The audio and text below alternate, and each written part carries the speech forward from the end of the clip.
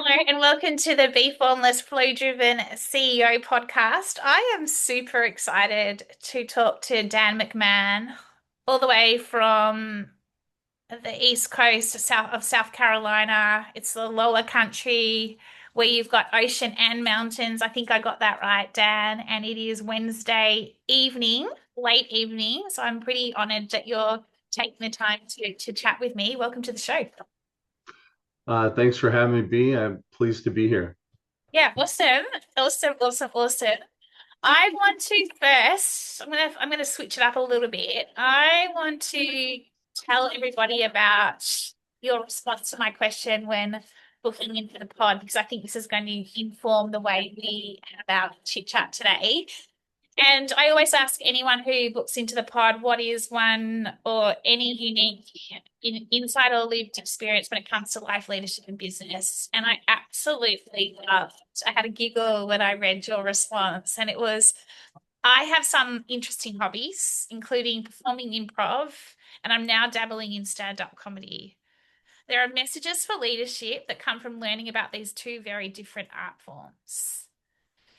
We're going to come back to why you've given this answer, but this is going to be almost like a yes and build in terms of the podcast. So I'm going to start with celebrating your successes and a bit about you, and then we're going to build on that, and we're going to keep building throughout the show. How's this for a bit of improv? And I know you said that you were right up for it, so let's start with, you're the founder and managing partner of Integrated Growth Advisors, IGA.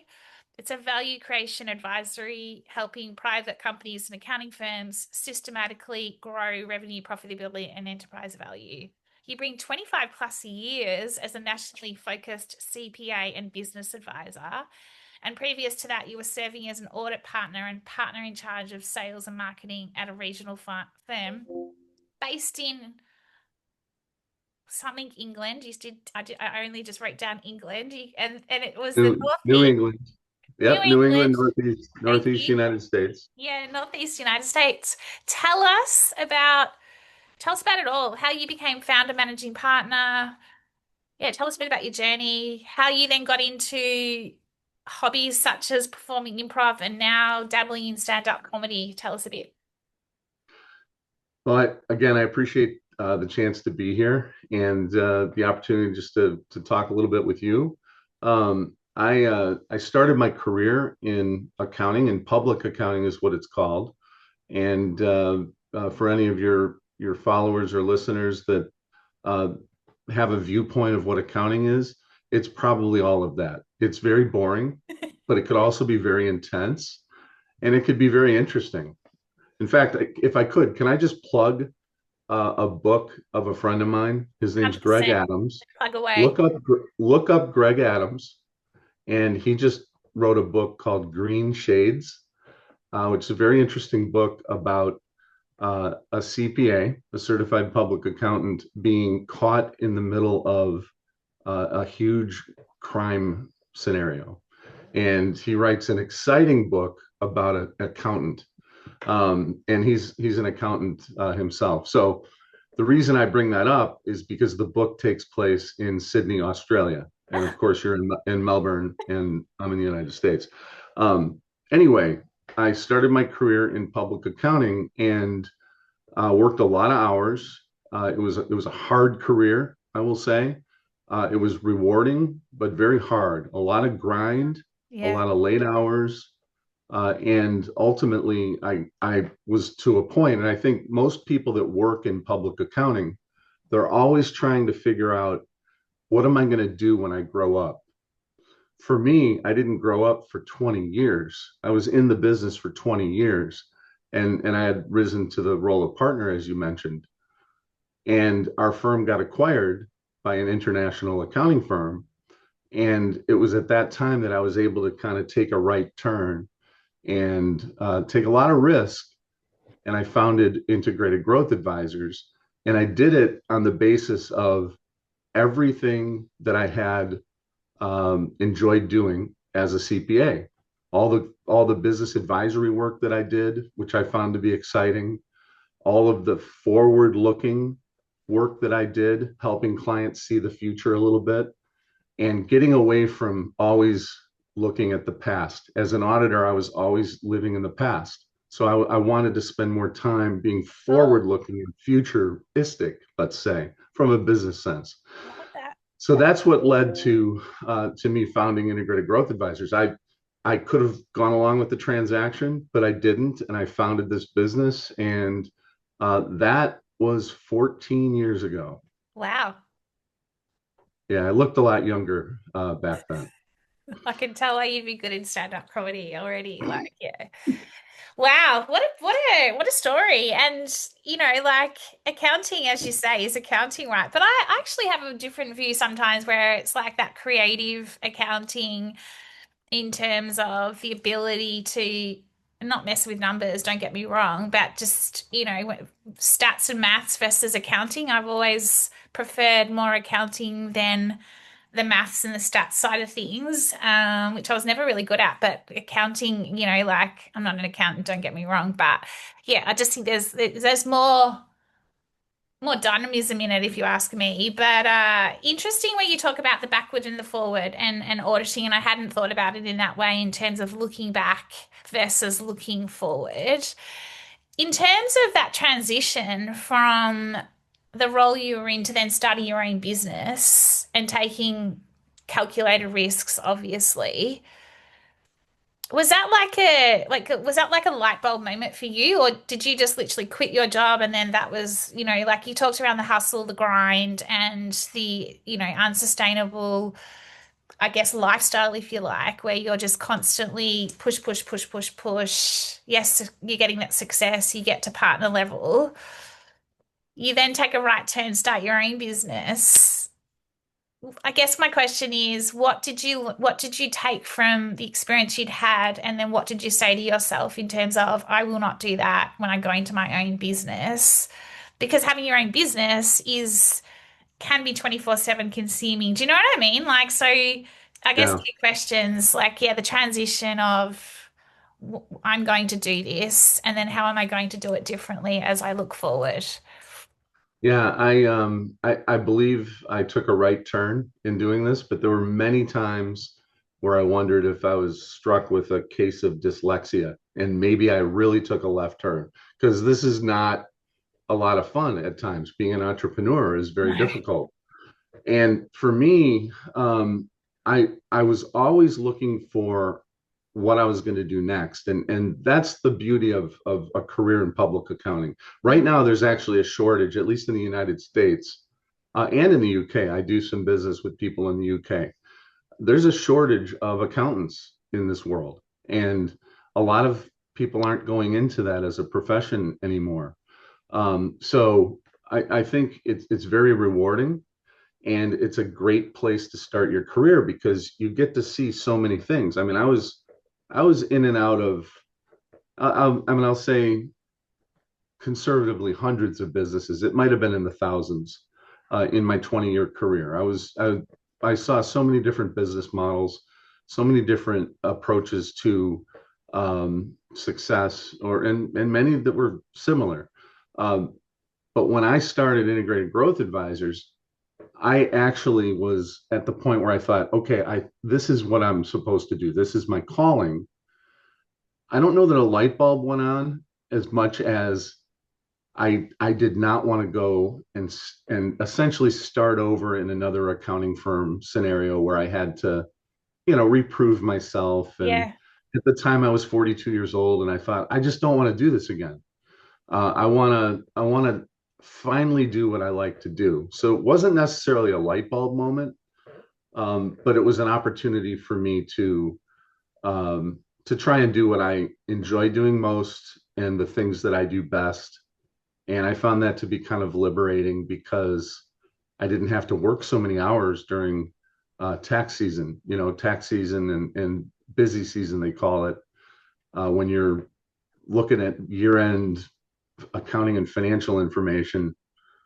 I didn't have to do that anymore, which actually is what led me to improv. but we can get into that later. Yeah, well, no, that's what's going to be my next question. You beat me to it. So what led you to get into improv? Because I was telling you pre-show, I signed up to a course on improv a couple of years ago, and I'd love to hear how you fell into it or how you stumbled across it, came into it, and now it being one of your hobbies along with stand-up comedy. Because you mentioned around the connection back to leadership, and I could not agree with you more. It was only when I did the course I was like, whoa, there's so much here that you could apply to business.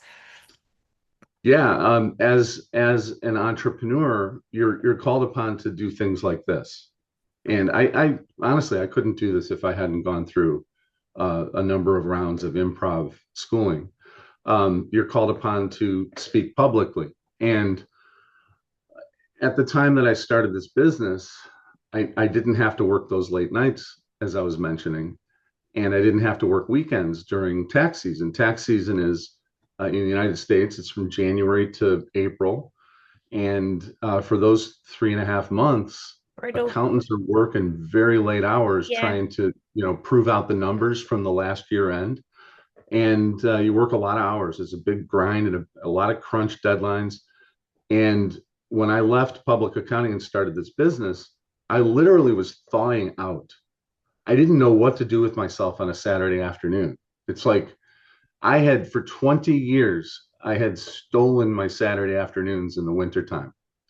Did you And resent it? Like, did you hate it? Like, did you hate? a little, Yeah, yeah, it's a good point. I did. I resented the fact that I allowed that to happen to myself because, they say when somebody passes away, nobody's standing there saying, he wished he spent more time at the office.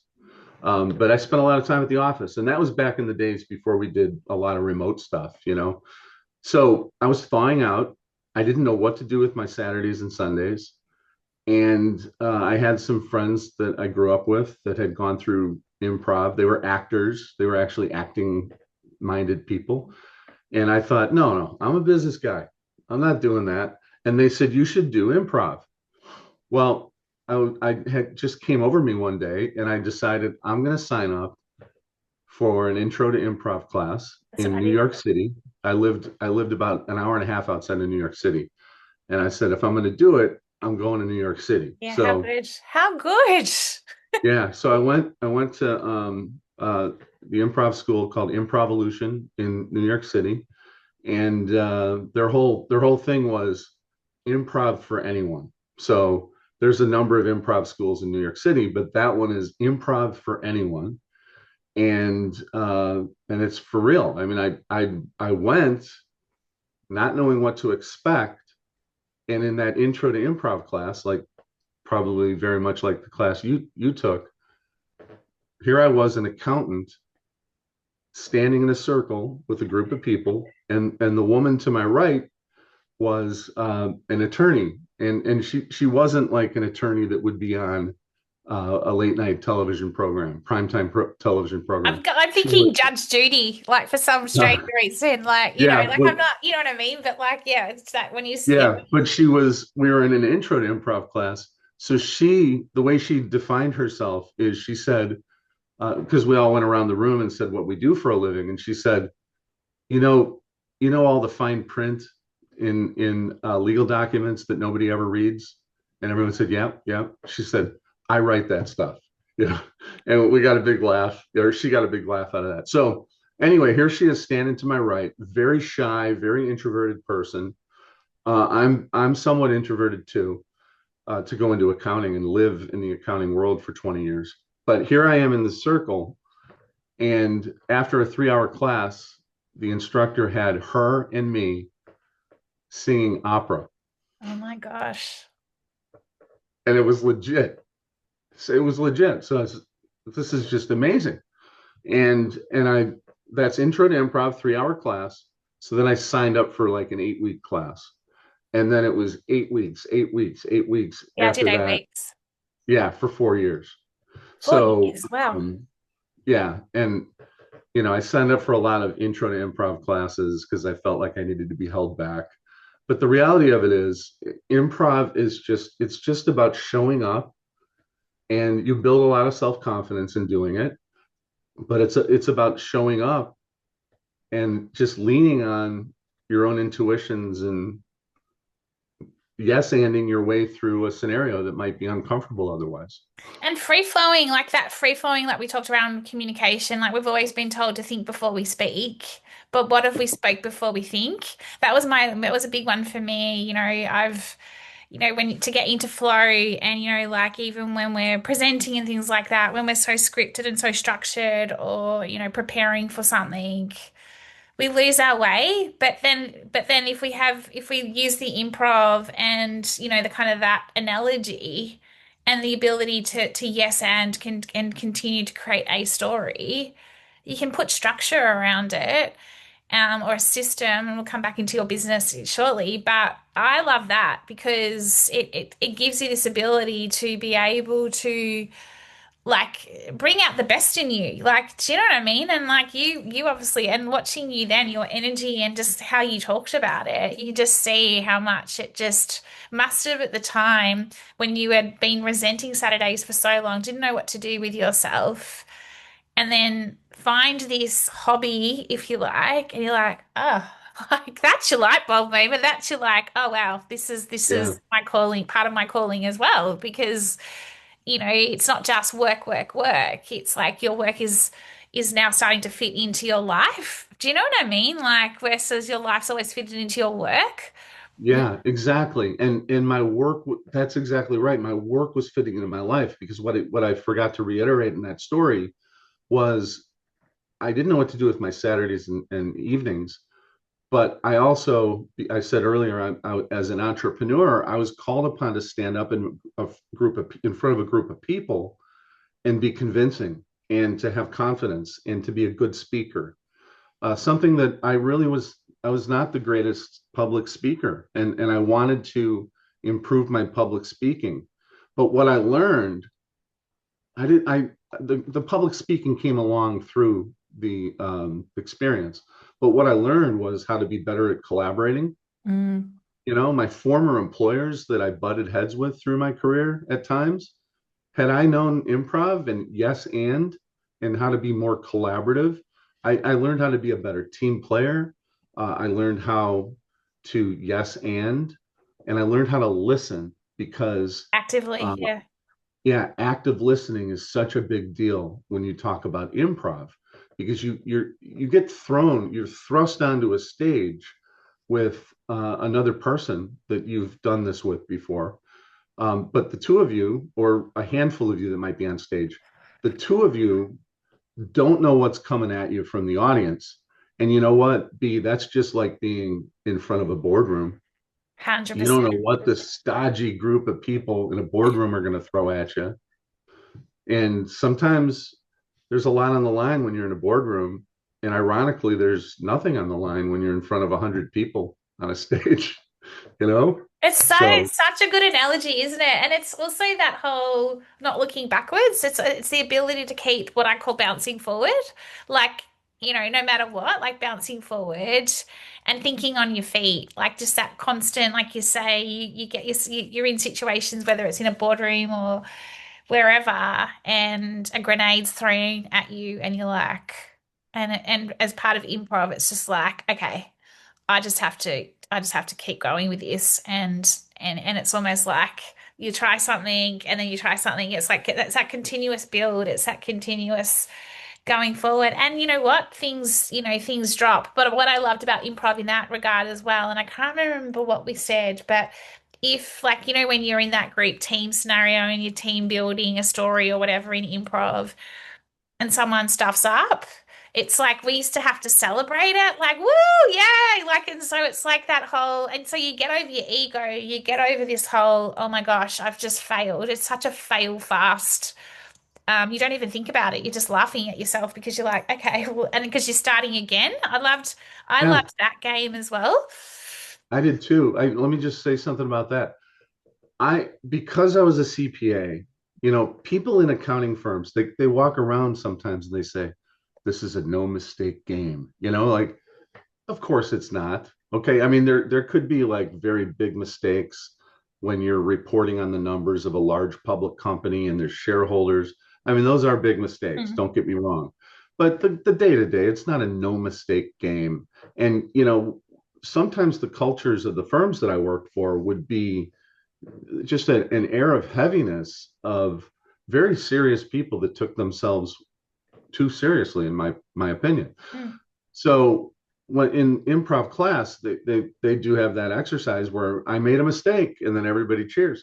So I use that from time to time. And it's amazing because I made a mistake today.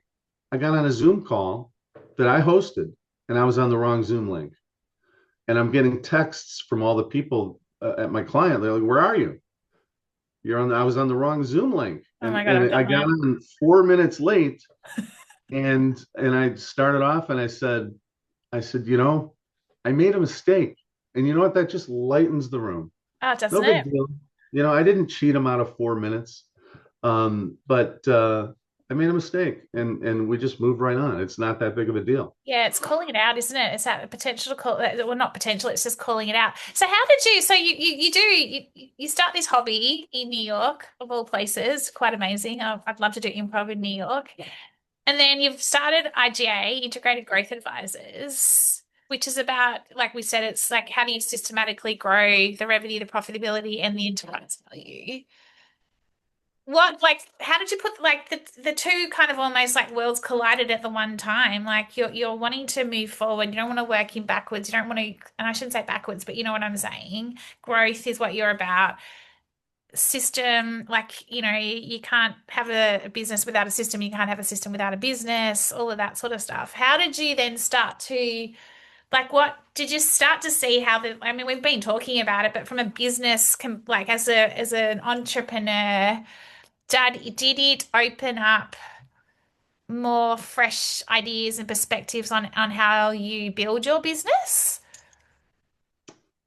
It did. It did. In fact, um, I'd say about the time that I was 17 years in the business of public accounting, I met somebody, a strategic business partner, is who he became.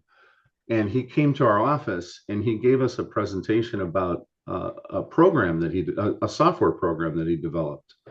And the software program basically is a value builder type program. Okay, it helps you organize your thoughts and navigate conversations with clients in the way of building a more valuable business. And that was a seminal moment because 3 years later, I didn't realize he would be a mentor to me in helping me set up my business kind of in the shadow uh, of what his product was.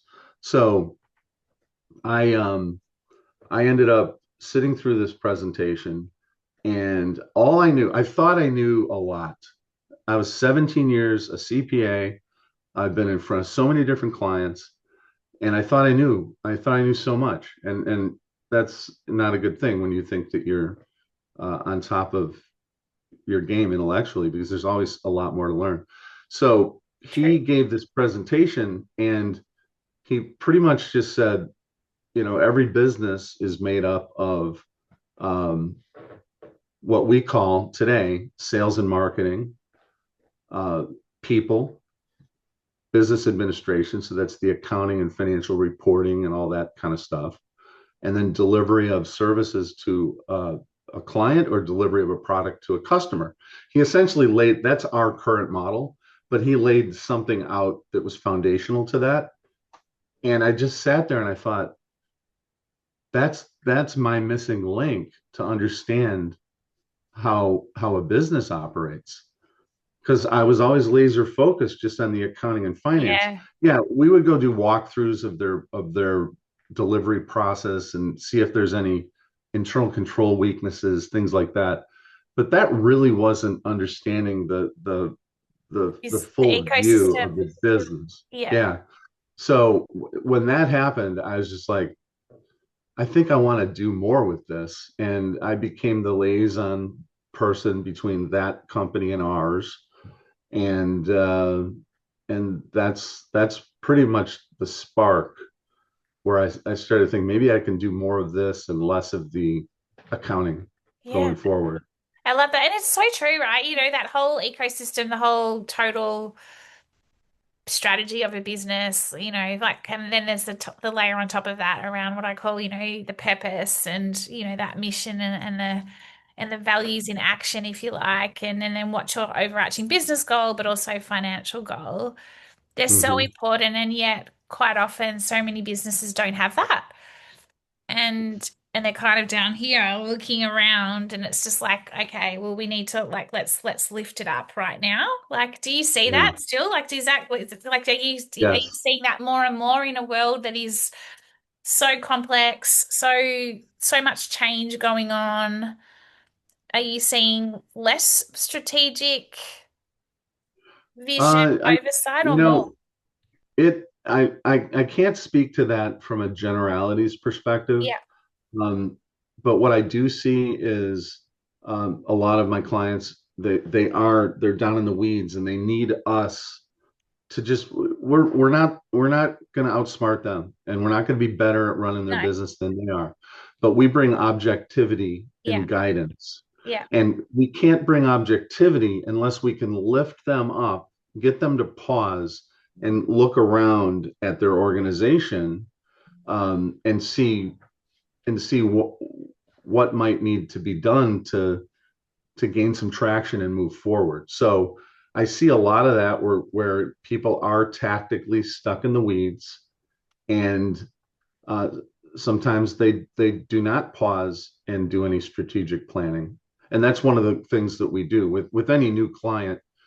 We try to get into their strategic plan and either accentuate it, or adopt it, or rewrite it altogether in the first 3 months of us working with a longer term client.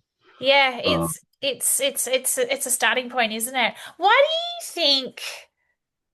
Like, why do you think that we're not pausing? Like, what, like, I mean, I've got points of view on this. Like, why do you think there is less pausing? Is it because do you think I mean, obviously there's heaps of pressure hitting your numbers, like all of that. This comes back to what success looks like also. But there's just this real, for me, I guess, when we pause and we find the time and the space, anything's possible.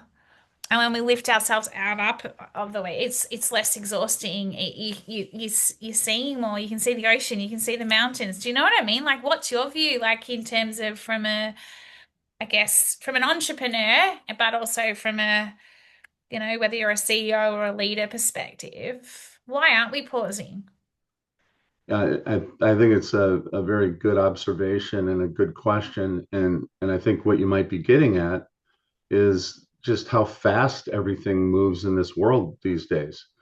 I've been in business for over 30 years, working in the in the workforce, and it was so different back then Yeah, to what it is today. And we have the power of the world at our fingertips with our smartphones and technology, and AI.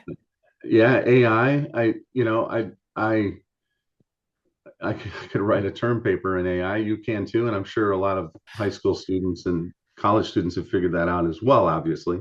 Um, but yeah, it's just this immediacy, and you still need to pause. You need to pause, reflect, uh, revisit your purpose. What we like to do is make sure that the company has a purpose that can be sustained into the Yeah, future, 100%. and the mission, vision, and values, as you say.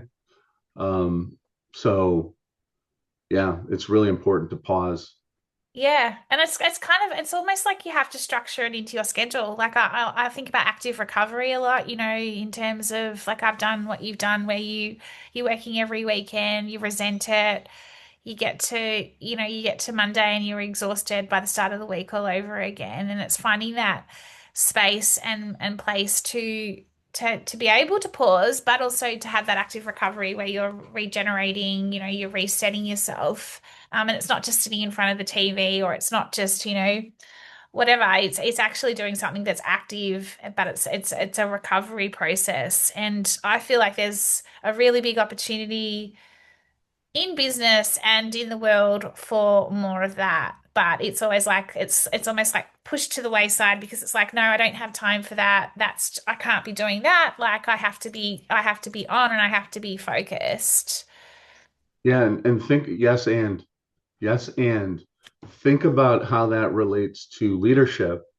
And what we've developed a leadership curriculum for emerging leaders Oh, I love in it. companies. You know, people that are the next Yeah. generation of leaders. They want the guidance, and because of the fast-paced society and senior leadership at the top, sometimes senior leadership doesn't pause to mentor. I mean, natural mentorship relationships happen, but it's just not the world's moving so fast. So we've developed this emerging leadership program. And what we like to say is, leading from the front, if you understand what it is that you're trying to accomplish and you're out in front, think about it like a pyramid or um, I'm originally from Chicago, and Chicago gets a lot of snow in the Yeah. winter. I've never been to And Chicago. luckily, I live in South Carolina now, and it doesn't snow very much here, but the snow plows on the highways.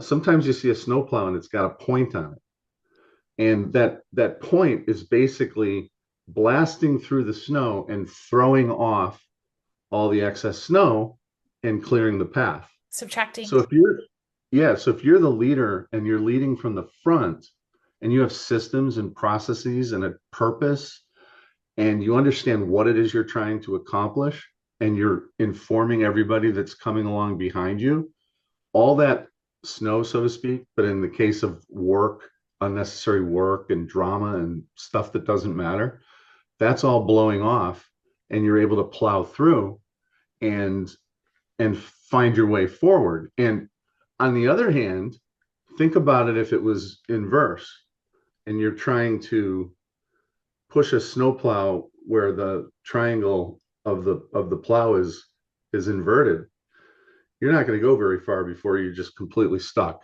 And we think about it when you lead from the front, it's more of a top down function instead of bottoms up.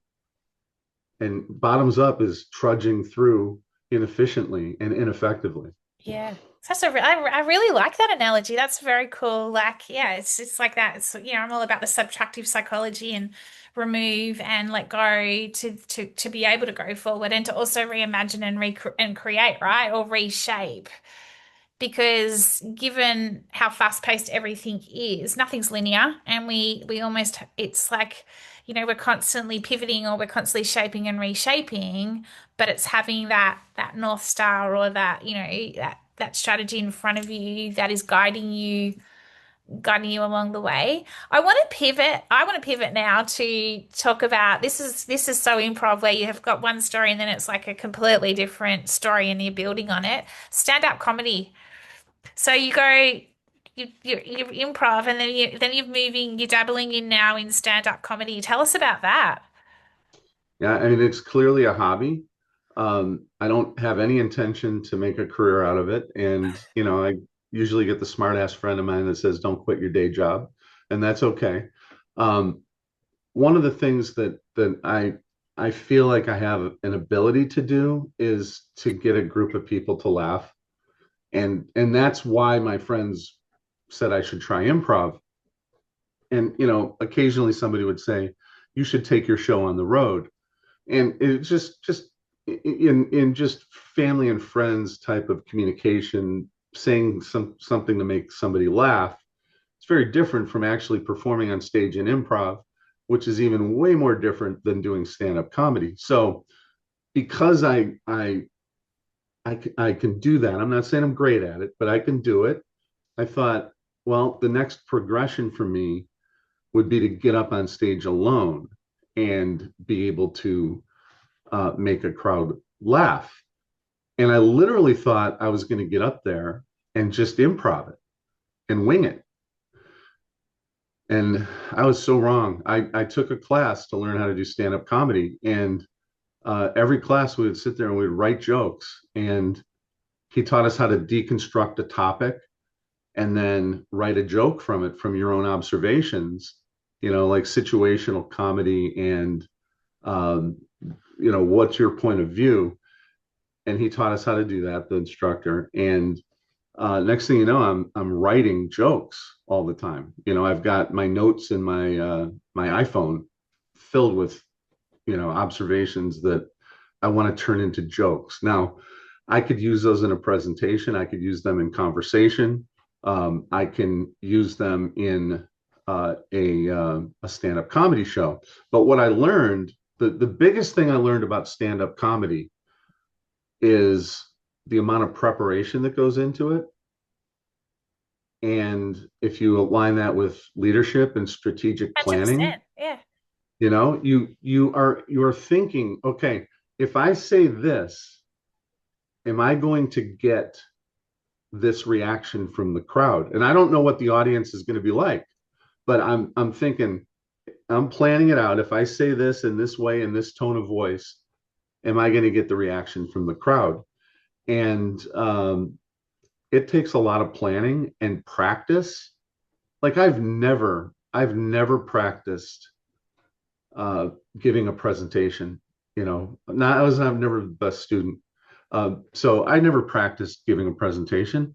I would put my slides together, and then I would just get up there and pray Do for it. the best. Yeah. You know, and but now I'm learning, if I do practice, imagine what my results could be from my public speaking opportunities. I just practice certain Yeah, parts it's of the. mastery. You're doing mastery now. Like you've got a real strength and a unique ability to be able just to get up and present and see what happens. But now it's almost like this mastery piece that you're working on, which is, from an emerging leader or a leader in general, like, play to your strengths. I'm not a believer in weaknesses. Like I just hate the term weaknesses. There's always room for improvement, don't get me wrong, but weakness is just, and you might have a completely different point of view, but why labor on someone's weaknesses when actually it's just not their strength? So let's play to their strengths and then how do they master it?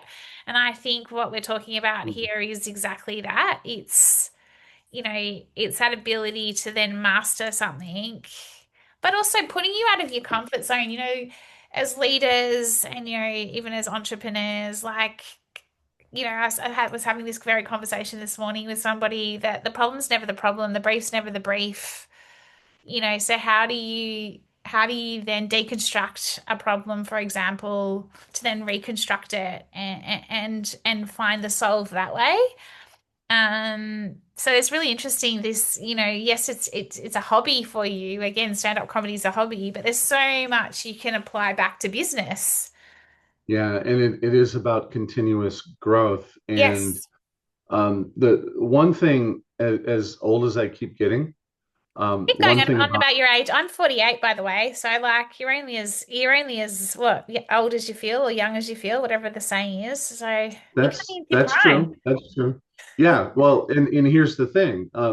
The older any of us get, in my line of work, you need to be you need to be relevant to generally to the younger people Yeah, and to a 100%. wide range of people.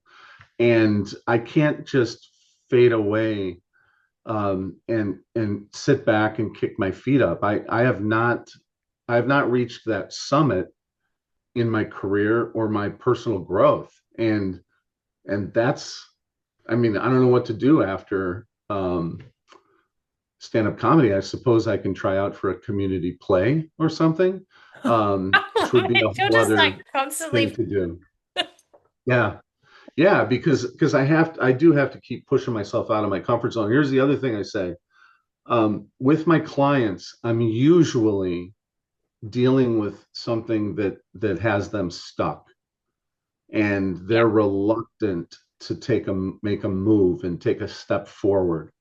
And if I'm not willing to prove to them that I do it myself, uh, I'm less effective. And this is one of the things that I do to try and say, hey, I'm willing to step out of my comfort zone. And what I'm recommending to you, I would not recommend to you, my client, something that either A, I've done before, or B, something that I'm willing to do.